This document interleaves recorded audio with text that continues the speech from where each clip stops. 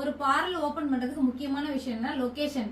அதுக்கு அடுத்தது வந்து நேம் வந்து கரெக்டா ஸ்டைலிஷா, அதாவது ஒரு உங்களோட நேமே வைக்க போறீங்க அப்படின்னா அதுக்கேத்த மாதிரி கரெக்டா ட்ரெண்டிங்கா இருக்கான்றது செட் பண்ணிக்கணும். ஓகேவா?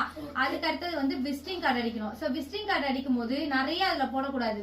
அதாவது நான் ஐப்ரோ பண்ணுவேன், ஃபேஷியல் பண்ணுவேன், த்ரெட்டிங் பண்ணுவேன், எல்லாத்தையும் மென்ஷன் பண்ண அவசியம் இல்ல.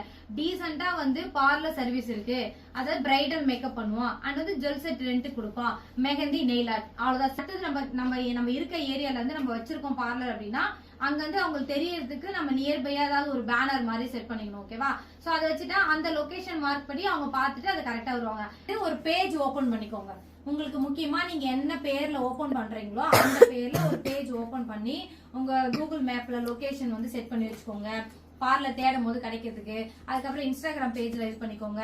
அதுக்கு அடுத்தது வந்து உங்களோட வாட்ஸ்அப்ல வந்து பிசினஸ் அக்கௌண்டா மாத்திக்கோங்க.